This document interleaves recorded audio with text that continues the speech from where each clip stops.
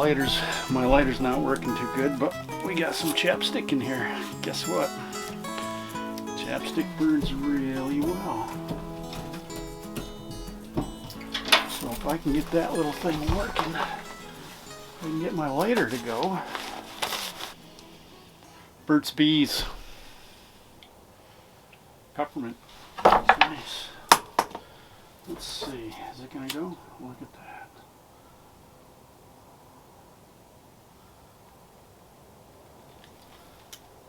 Come on.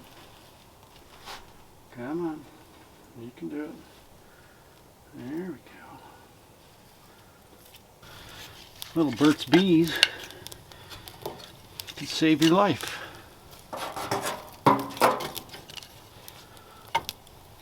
Always carry chapstick.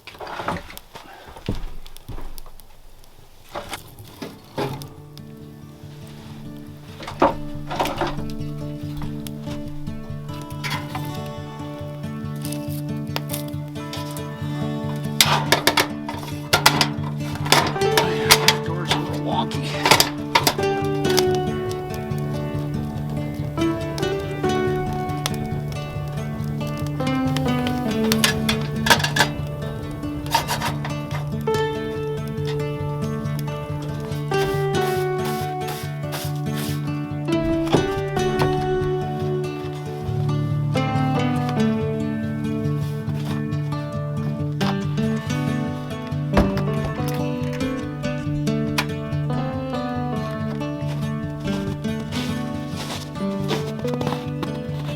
Well, welcome back to the tent. It's been a while since we've been down here. It's been a busy February, or it was a busy February.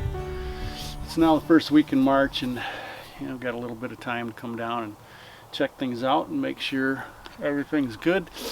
So I'm going to take this time to answer some questions. I get certain questions all the time about the tent and the setup, and so let's get to it. I got my little cheat sheet here. So one of the questions I get all the time is, how do you deal with mice and snakes? Well, we don't have any snakes. We got garter snakes, milk snakes. We don't have rattlesnakes or poisonous snakes, so we don't have to worry about snakes. Snakes are not a problem. Matter of fact, I kind of like having milk snakes around because they eat mice. And so speaking of mice, we really haven't had too much problem with mice. We try not to put or keep food in the tent.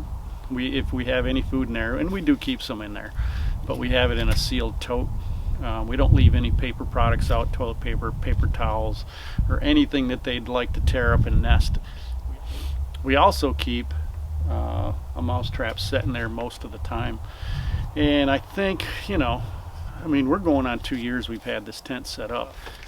And we think we've caught maybe 2 or 3 mice in the tent. We had one issue right off the bat where a mouse got into our little battery box and made a nest. And we might find a couple turds here and there, but it's really not that bad. We haven't had any issues with big critters. I did have some coon tracks on the deck one time, but they never got in there. And again, we don't leave any food out that would attract them. So as far as snakes and mice, not really a problem. So we got this tent from Davis Tent and Awning in Colorado, and they made it a special size for us, kind of. It's a 12 by 12 Sunforger boat shrunk fabric, and in our state you're required to have it's required to be fireproof. So it's water, mildew, and fire resistant fabric. So if you go to the Davis Tent website, they do a really good job of explaining the different fabrics that they use for their tent and the different fabrics that they use for the awnings. Another question I get all the time is, did you go with plans, or do you have a blueprint for your deck and your logs? And the answer to that is no, I don't. What I did is I decided on the size of the tent we needed, and when I ordered the tent, they gave me the finished dimensions of the tent. that allowed me to build my deck to fit that tent, and it allowed me to cut my logs to fit over the tent and the awning and everything. So I got all the dimensions from Davis tent, and then made my deck to fit that tent. And I don't have plans, I don't have blueprints. I just kind of built it as I needed to build it.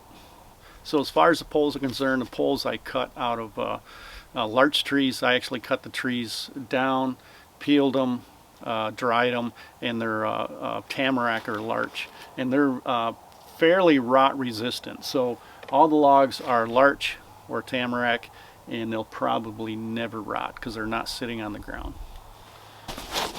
So another question I get asked is how did I fasten my logs to the deck? So what I use are GRK structural screws, and so I just drilled counterboard into my deck and screwed them in. They're not going anyplace. So we made our deck to fit our tent, and what that allows us to do is to wrap the tent around the deck, and I've screwed it in through these grommets that are in the tent itself with stainless steel screws and washers to hold it on the deck. And they're placed all the way around, so they hold the tent over top of the deck. We don't have any water coming in. So as far as creepy crawly critters go, we don't have much of a problem. When I built the deck, before I put the deck boards on, I put screen underneath it. So because I knew that these deck boards, they're 5/4 pressure treated, I knew that they're going to shrink and the gaps open up a little bit. So I put some screen underneath it before I put the deck boards down. That keeps the creepy crawlies out. Once in a while we'll get a stink bug or two, but they're not too bad. So when we cut our larch poles for our log frame, even though larch are fairly straight, it was difficult to get really nice straight ones in the length that I needed for the ridge. The ridge was 17 plus feet long, and I just couldn't find a larch log of the right diameter and the right length that was straight enough.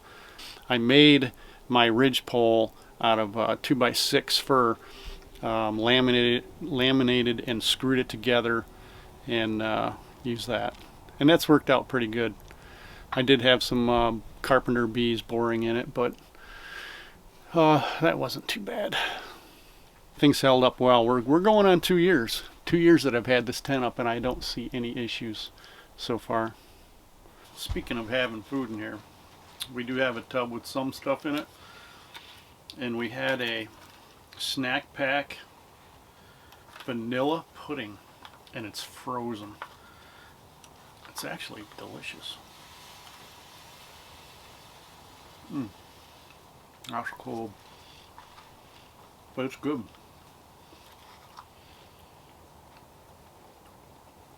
I've never ate frozen pudding before, but man, that's good. So getting back to the fabric that these tents are made out of, another question that I get asked is, should you treat it? I don't think you should treat it. I don't think this fabric is intended to be treated because it's supposed to breathe. It's a cotton fabric. It's supposed to breathe, and if you treat it to be waterproof, which it should already be waterproof, it won't breathe. And that's what makes these tents last, I think, for a long time, is their ability to breathe. They don't get mildewed, they don't hold moisture in. So should you treat it? Probably not. There might be some manufacturers out there that recommend you treat their tents, but I'd probably stay away from those ones.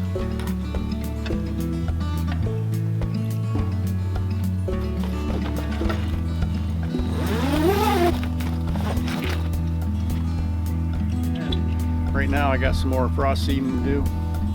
It's that time of year. It's planting time. See you later.